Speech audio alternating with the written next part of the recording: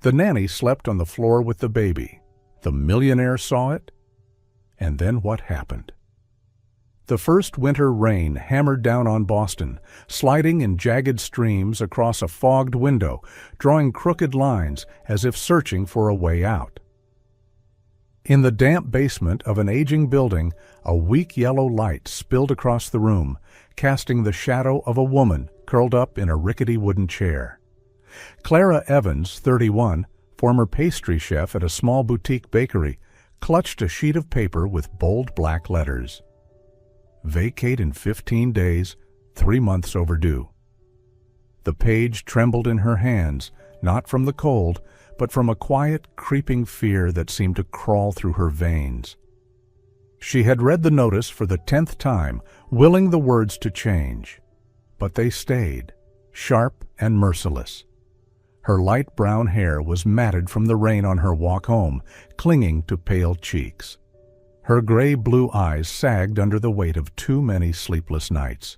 Just last week, she'd been working at a small bakery on Tremont Street, but the young owner, not bothering to meet her gaze, had simply said, "We need someone faster." It was her third job loss in 6 months. And that sentence, "someone faster," was just a modern echo of what Clara had heard all her life. Not good enough. She knew the feeling too well. At 7, a house fire had taken her parents. Clara woke in a cold iron cot at an orphanage on the edge of the city. No one visited, no one said her name with warmth. The staff weren't cruel, but they were overworked. Clara learned to do everything quietly, folding her clothes, sharing candy with younger kids, swallowing her tears when the lights went out. At 10, she was taken in by the Holloway family. Their house smelled of lemon cleaner, but Mrs. Holloway quickly made it clear. "You'll help with the chores. That's how we teach gratitude." Clara understood immediately. She wasn't their daughter, just free help. 3 other foster families followed, each starting with promises and ending with, "She doesn't quite fit with us." That childhood left her with a hollow that never filled, silent, steady, like a wound that refused to close. And now, staring at the eviction notice, that hollow throbbed like it had never healed.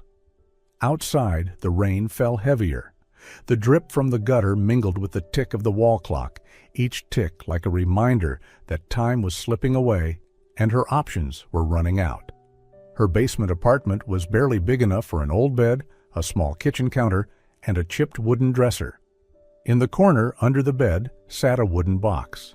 Inside, a rolling pin, a few dented baking molds, and a weathered recipe notebook she'd kept since she was 16. Once she'd dreamed of a little bakery where strangers could find warmth in something sweet. But life wasn't a storybook. That dream now lay in the box, buried under bills and fear. Clara let her shoulders drop, releasing a long sigh. Staying here meant waiting to be thrown out. But where could she go? And what could she do? Outside the window, the street lamp's glow cut through the rain, making the room feel even colder. Clara pulled her hands into the sleeves of her thin sweater, her eyes still locked on the eviction notice. One thought whispered through her mind. Maybe. I really don't deserve better. The phone rang, slicing through the damp stillness of the apartment. On the screen flashed the name Isla Ramirez, the only friend Clara had kept in touch with since the chaotic years of her early 20s. "Clara, listen." Isla's voice came fast and warm, as if she were pulling her out of cold water. "I've got news. My next-door boss needs someone to live in, manage the household, and help with the baby. Good pay, room and board included. All you need is to know how to clean and not panic when a kid cries." Clara frowned slightly, part surprise, part skepticism. "I've never been a housekeeper, Isla. When I was younger, I dreamed about opening my own bakery. And now you're telling me to work as live-in help for some stranger." Isla cut her off, firm but kind. "You've survived every hard thing life's thrown at you, Clara. Cleaning a house and holding a baby? That's nothing compared to what you've already been through." Clara stayed quiet. Her eyes drifted toward the small fridge in the corner. Inside, only half a carton of milk, nearly expired. She glanced at her tattered wallet, the seam split open to show its worn lining. Outside, the rain still battered the windows. Wind hissed through the gaps in the frame, making the room seem to shrink. Isla's voice softened. "You don't have to stay in this job forever, but at least it'll give you a roof over your head and a way to start over. You deserve more than sitting here, waiting to be thrown out." Clara took a long breath. Isla's words felt like a thin rope, fragile but strong enough to hold on to. "Send me the address," Clara said at last, her voice quiet but sure. "I'll give it a shot." Isla exhaled in relief. "That's my girl. Pack something warm. Aspen's freezing." When the call ended, Clara sat still for a few more minutes. The room was just as damp, cold, and small as before, but for the first time in months, she felt as if a door had opened somewhere. Not a big one, not blazing with light, but just enough for a single thread of hope to slip through. 2 days later, the last bus wound its way up the twisting mountain road into Aspen. Snow blanketed rows of towering pines, the air thin and cold enough to turn each breath Clara took into a faint cloud. When the bus stopped before a tall iron gate, she stepped down, wheeling her suitcase along the stone path toward a building that looked like it had been lifted from a winter painting. Stonehaven Estate rose with a dark slate roof, silver-gray stone walls, and tall windows draped in deep burgundy curtains. It felt both majestic and distant, as if the place was accustomed to living in silence. The heavy wooden door creaked open. A woman in her early 50s, hair neatly pinned, posture straight, gave Clara a quick once-over. "You must be Clara Evans?" Her voice was low, steady, but not unkind. "Yes, I'm Clara. I'm Mrs. Pennington, the housekeeper here. Mr. Blake is busy with his daughter, so I'll show you to your room first." Inside, the ceiling soared high above, polished wood floors reflecting the light from crystal chandeliers. Abstract paintings lined the hallway, and bookshelves reached all the way to the ceiling. Yet, for all its perfection, the house felt empty. Footsteps swallowed by the thick stillness. No scent of cooking, no echo of laughter. Clara's room was upstairs, its window looking out over a snow-covered forest of pines. The bed was neatly made. A small table stood by the window, but the chill still seeped in through the window frame. "Your off hours end at 8 p.m., Mrs. Pennington said. "You may use the side kitchen and laundry room on the first floor. Baby Ella has a daytime nanny, but at times you'll be asked to help when Mr. Blake or I are busy. And," she paused, "no one enters the library or his study unless invited." Clara nodded. Understood. They were still speaking when the sound of footsteps came from the hall, mingled with the soft babble of a child. Clara turned. A tall man with broad shoulders and neatly combed dark hair appeared at the top of the staircase. In his arms was a baby girl of about 10 months, dressed in a white knit sweater, her wide eyes curious. "You're the new one?" His voice was deep, clipped. "Yes, I'm Clara." "Mrs. Pennington has told you what's expected?" "She has, sir." "I ask only for efficiency and silence." With a small nod, he turned, carrying Ella toward the far end of the hall. Clara stood still, watching him disappear. The baby glanced back at her, eyes curious, one tiny hand gripping her father's shirt. And then they vanished behind a door. The house fell quiet again. Outside, the wind moved through the pines, its low whistle a reminder that this was unlike any place Clara had ever been. The first days passed quietly.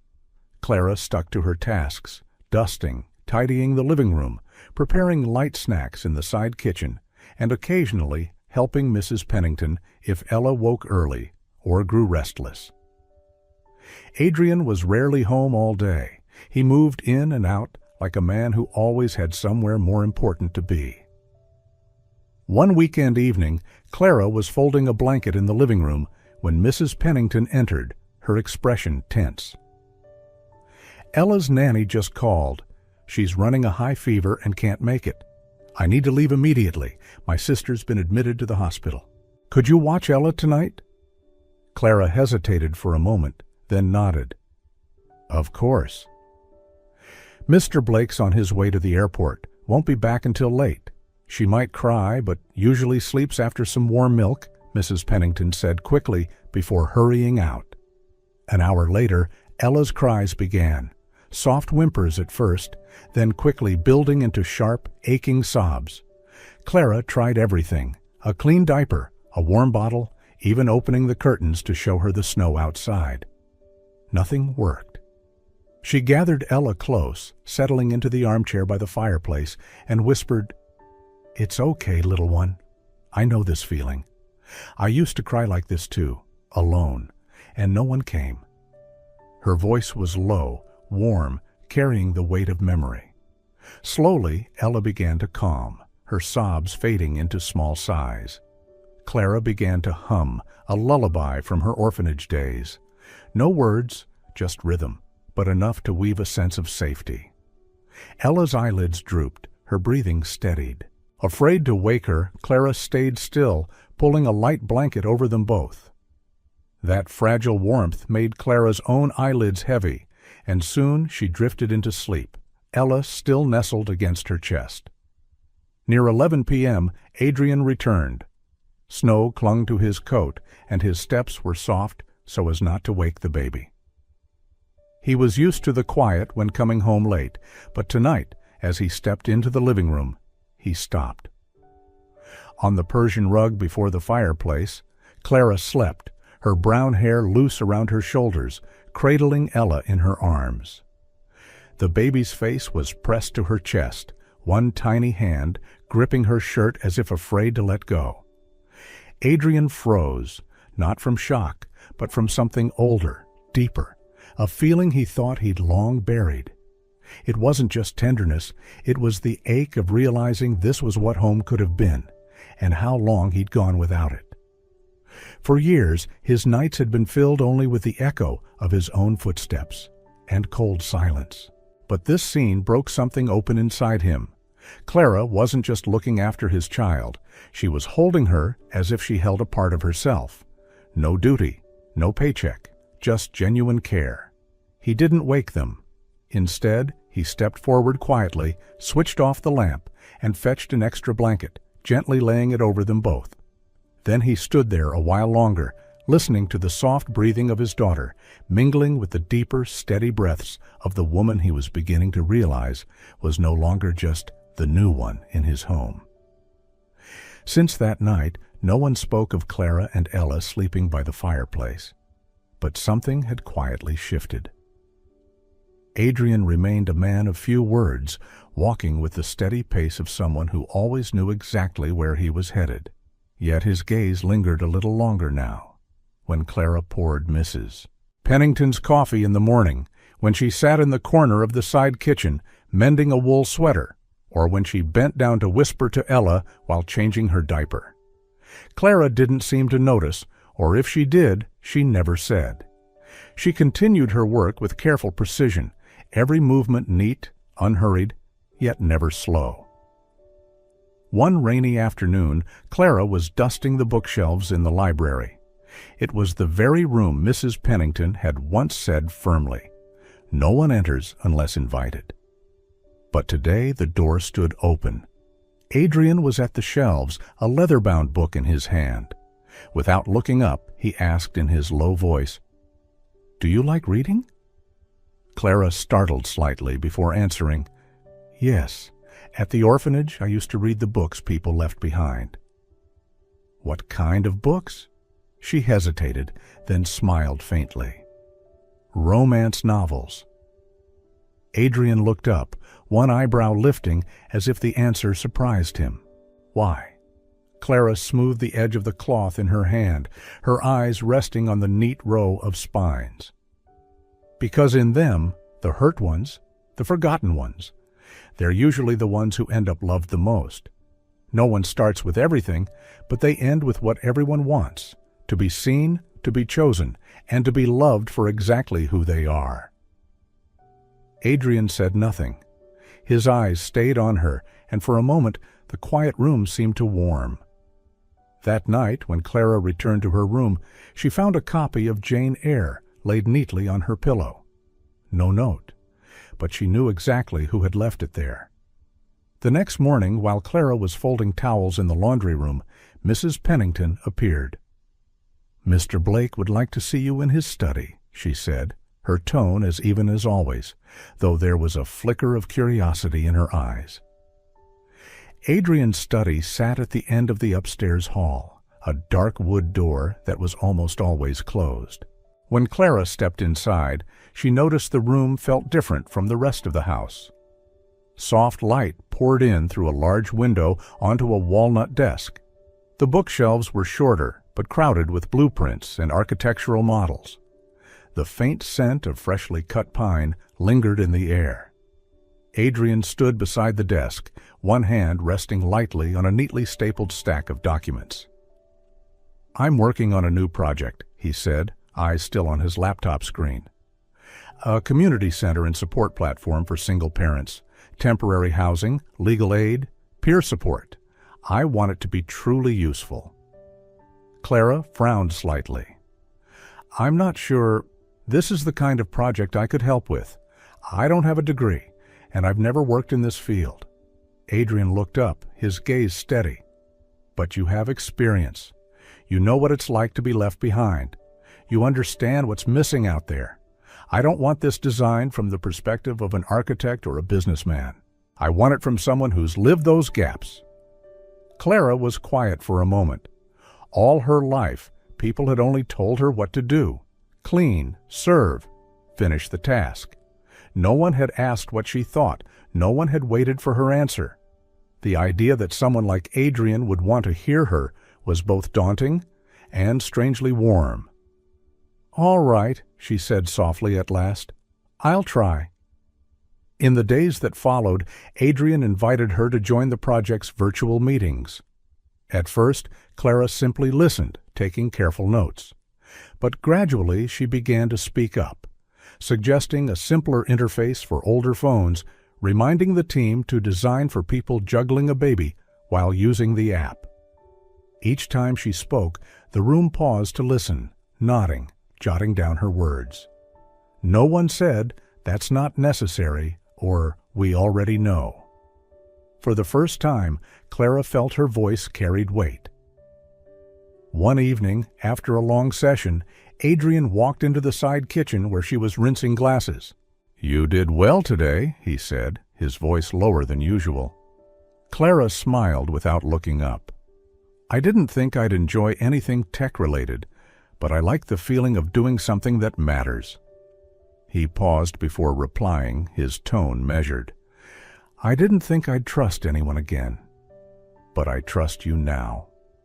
The words made Clara lift her head. Their eyes met, not hurried, not loud, just a quiet acknowledgement that something had begun between them. That morning, the sky hung heavy and gray, a dusting of snow settling on the pines outside the window. Clara was folding laundry in the upstairs utility room when she heard the sound of an engine. Not the familiar rumble of Adrian's SUV or the soft purr of Mrs. Pennington's sedan. This was smoother, richer, like the sound of footsteps from someone who had always walked on carpet. She moved closer to the frost-clouded glass. A sleek black SUV rolled slowly into the driveway. The door opened and a woman stepped out, tall, slender, with soft blonde curls framing a well-structured face, a caramel leather coat falling neatly over her frame. Every step toward the stone steps carried the quiet confidence of someone who didn't need to learn how to belong. It felt to Clara like watching a fragment of the house's memory return. 10 minutes later, basket in hand, she was heading down the hall when she caught Adrian's voice from the study, lower, rougher than he ever used with her. Threaded through it was a softer female voice, weighted with shared years. Instinct made Clara pause. The study door was slightly ajar, a ribbon of warm light spilling into the hallway. She stood close to the wall, her eyes drifting toward the gap. Adrian stood near his desk, facing the woman she'd just seen arrive. In Lydia's arms was Ella, fast asleep, her face tucked against her mother's shoulder, breathing as if she'd never left that embrace. "I didn't come to cause trouble," Lydia said softly, her fingers brushing Ella's cheek. "I just missed her. And I missed you." Adrian was silent, his gaze leaving Lydia only to return. He took in a deep breath, and when he spoke, his voice was slow, weighted like it carried the winter in from outside. "Lydia, you left, and I learned to live without you. But seeing you here now, I don't know if I have it in me to push you away again." The words didn't just cut. They shattered something she'd thought was finally strong. The air seemed to thicken. Every heartbeat thudded hard against her ribs. All they'd shared, the meetings, the brief glances, the copy of Jane Eyre on her pillow, suddenly felt small, almost non-existent. She stepped back, then another step. The house was warm, but her palms were icy, trembling as she set the laundry basket down. A truth rang hollow in her chest. She was just an outsider. Even if Adrian had once trusted her, even if his gaze had lingered, his history was a room she'd never have the key to. Lydia didn't have to try to enter. She had once lived here, once slept in that bed, once given birth to Ella. And Clara? No degree, no family, no story that made anyone stop and choose her. Only her heart. And now that heart was closing itself before someone else could slam the door. When Clara left the hallway that day, the study door remained ajar, letting the rest of the conversation drift into the room. After the heavy pause, Adrian spoke again, his voice deeper. "But, Lydia, I've learned to live without you, and I don't want to go back to where we were. The only thing we will always share is Ella. I respect you for that, but what was between us is over." Lydia tightened her hold on Ella, nodding slightly. "I know. I didn't come to change the past. I just wanted to see her grow, even if it's from a distance."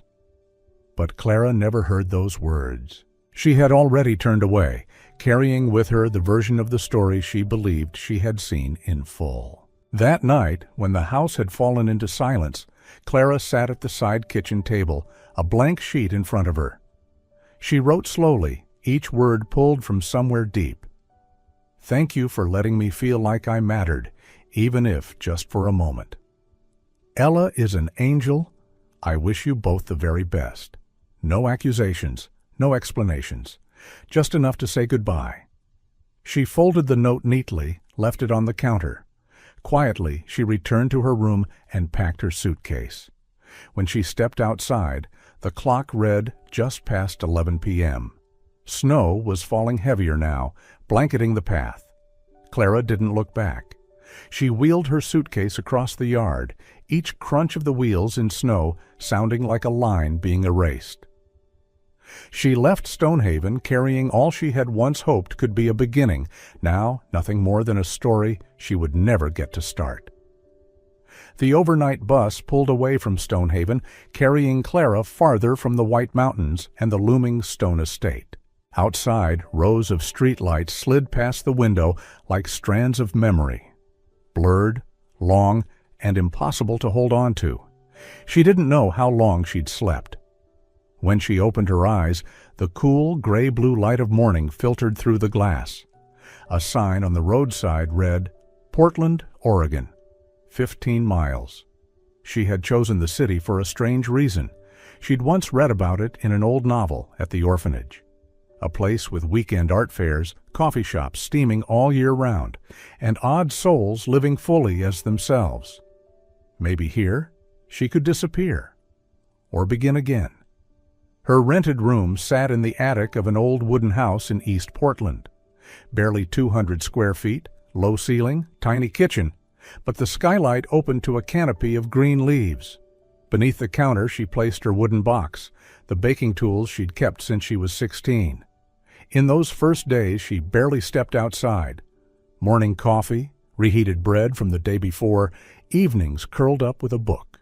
But when her hands closed around the rolling pin, the familiar weight returned, the one thing in her life that had never betrayed her. One afternoon, Clara wandered into the streets and found herself stopping at a weekend market in Alberta Square. White canvas tents lined the walkway, vendors chatting with customers like old friends. The air was filled with the smell of roasting coffee, hot waffles, and the soft strum of a guitar from the street corner. She lingered at an embroidery stall, staring at a tablecloth whose fabric had yellowed with time, yet every stitch remained neat, still carrying the warmth of the hands that made it. That evening, back in her room, Clara opened her laptop and filled out a vendor application. She named her stall Flower and Grace. 3 weeks later, she set up a borrowed wooden table, arranged trays of handmade pastries, a few intricately decorated tarts, and a small box of cookies wrapped in parchment. Passers-by stopped, asked prices, commented on the smell. An elderly woman bought 2 strawberry tarts, saying, "You bake like someone from another time," something peaceful. It was Clara's first sale. Gradually, people returned, ordering cakes for special occasions, bringing in old confections for her to redecorate. It wasn't enough to make her wealthy, but it was enough to pay rent, enough so that every morning she had a reason to get out of bed. By her second month, Clara began therapy at a small clinic near the market. The first 2 sessions, she barely spoke. But in the third, when the therapist asked, "When was the last time you felt left behind?" she cried. From then on, she came every week, unraveling knots in her memory, the strange rooms of foster homes, the disappointed gaze of a former boss, the stone estate where she thought she'd found a place to belong. At night, she kept a journal, the pages filled with small things, a customer's smile after a bite, a batch of dough that rose perfectly, a morning that didn't start with heaviness in her chest. She still thought of Ella. She still remembered Adrian's eyes. But now they were no longer wounds, just old pages, warm to reread, but no longer pulling her under. The day she received her 50th order, a small wedding cake for a single mother, Clara stood still in her cramped kitchen. She didn't smile, didn't cry. She simply placed a hand over her heart and whispered, "Thank you." Time in Portland moved gently, as if the city itself understood that hearts once broken needed a slower rhythm to heal. When Clara left, Adrian didn't notice right away what had changed. In the first days, he kept to his routine, up early, checking emails, running virtual meetings, signing contracts. Stonehaven still stood tall among the pines, as quiet as ever. But the quiet began to feel different. It wasn't the kind he was used to. It thickened, turned cold. Ella cried more, her sobs stretching into the night. No fever, no teething, but every time he held her, she seemed to search for something he couldn't give. He tried lullabies, clumsy echoes of the ones Clara used to hum, but Ella only buried her face in his chest, falling silent for a moment before crying again. In the study, his mind would drift to the way Clara smiled when adjusting Mrs. Pennington's collar, how she set a coffee cup down with quiet care, or the way she murmured to Ella. These images didn't crash in, they seeped in, filling every pause in his day, making him lose focus. At first, Adrian was angry at Clara for leaving without a word, angry at himself for letting her go. But the anger didn't last. It gave way to a deeper emptiness, a new awareness that he'd always lived with a void, and Clara had been the first to show him it could be filled. One morning, after Ella fell asleep on his shoulder, Adrian sat at his desk and stared at the contracts waiting for his signature. The clauses, the figures, the obligations, all felt suddenly meaningless. He called the board, refusing proposals that would turn his community project into a cold commercial product. "This app was built for people like Clara," he said plainly. If we can't understand them, we don't deserve to make it. When the meeting ended, the house felt quieter than ever. Even the fire seemed to burn without warmth. That night, as snow drifted past the window, he stood in the dark holding Ella's tiny mitten in his hand, one Clara had once mended with golden thread. And in that moment, he knew he wouldn't search for her to fill a void. He would search for her to tell her, face to face, that she was never meant to stand at the edge of his life. Portland greeted Adrian with the gold blaze of autumn leaves and a cold wind carrying the scent of roasting coffee from street cafes. He had only a few faint clues, an old email address Clara once used, and a remark from a project team member that she was somewhere in Oregon. He started with the weekend markets, where artisans sold food, crafts, and handmade goods. On the first day, he walked every row of tents, asking vendors and even customers. Most shook their heads, a few tried to remember, but weren't certain. On the second day, at a small corner market, he stopped at a stall of hand-painted art. When he described a woman with brown hair, gray-blue eyes, and handmade pastries, the young vendor smiled. "You're close," she said. "Go straight to the end, right next to the coffee and waffle stand." Adrian's heartbeat quickened as he passed the last stalls. And then he saw her. Clara sat behind a wooden table, wearing a cream sweater, her head bent as she carefully arranged tarts on a tray. The afternoon light cast a soft gold over her brown hair. He stopped a few steps away, his hands loose at his sides, feeling as if the entire journey, from Stonehaven to here, had been only to stand still in this moment. Clara looked up when she heard footsteps stop at her stall. Gray-blue eyes met a gaze she had once tried to erase from memory. "Adrian." She said his name, her voice steady but slowed, as if weighing each syllable. He didn't smile, just held that gaze, deep, tired. "I lost you," he said, the words rough, almost breaking. "And in losing you, I realized everything else I had meant nothing without you in it." Clara stayed still, her hand resting on the tray of pastries. "Rachel came back," she said quietly.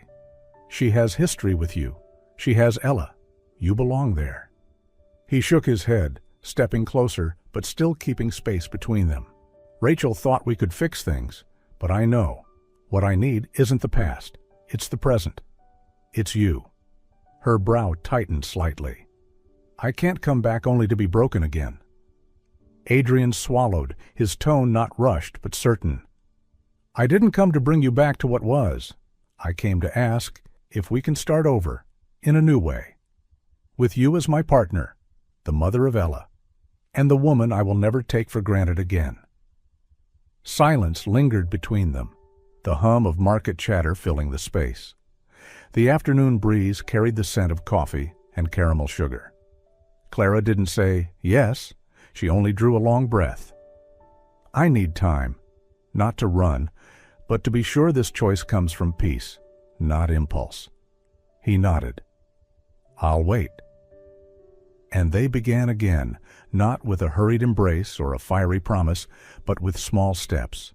Weekend trips to the market, evenings playing with Ella, quiet sessions working on the new project. Slowly, the space between them filled, not with history, but with steady presence. 3 months had passed since they met again. Spring in Portland arrived as softly as steam from a cup, fresh green leaves on the trees, and mornings scented with freshly baked bread. Clara and Adrian didn't rush. They still went to weekend markets, still worked together on the community project, still took Ella to the park.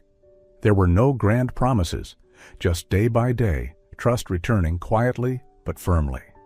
That morning the market was busier than usual. Clara was arranging pastries when Adrian appeared. He carried no flowers, no velvet box, only a small wooden box with a delicately carved wheat motif on its lid. He placed it in front of her and opened it. Inside was a slender silver ring set with a small gray-blue stone, the color of her eyes. Clara looked up. Adrian's gaze wasn't pleading or seeking pity. It held only the certainty of a man who knew where he stood and with whom he wanted to walk. "No diamonds, no display," he said, his voice steady, but threaded with emotion. "Just a promise, one that will last as long as I breathe, as long as you'll have me." The chatter of the market softened. A few people smiled, some discreetly took photos. Clara felt the heat rise behind her eyes. She didn't answer immediately. Her fingers brushed the ring, feeling the cool silver and the weight of its meaning. Finally, she looked up. "Yes?" Applause rippled through the row of stalls. Adrian took her hand and slid the ring onto her finger. They embraced, not with drama or fireworks, but with the quiet certainty of two people who had finally found their shared path. 3 years later, their small house in Portland was filled with morning light, the smell of coffee, and Ella's laughter. On the living room wall, sketches of Clara's new pastry designs hung beside Ella's playful drawings. Clara was now pregnant with their second child. Her bakery, Hearth and Grace, had become well known in the neighborhood. Regulars called her by name, asked about her health, and sometimes brought her special ingredients. Adrian still ran the single mother support app, now active in 10 countries. But every morning he made time to brew coffee for Clara and prepare breakfast for Ella before starting work. One morning, as they sat at the kitchen table eating waffles, Ella, now almost 4, looked up and asked, "Mommy, why do you smile when no one's talking?" Clara glanced at Adrian, then gently placed her hand over her belly. "Because I remember when I had nothing, and now I have everything." Adrian smiled, taking her hand in his. There were no grand promises left to make. This house, this family, was the answer.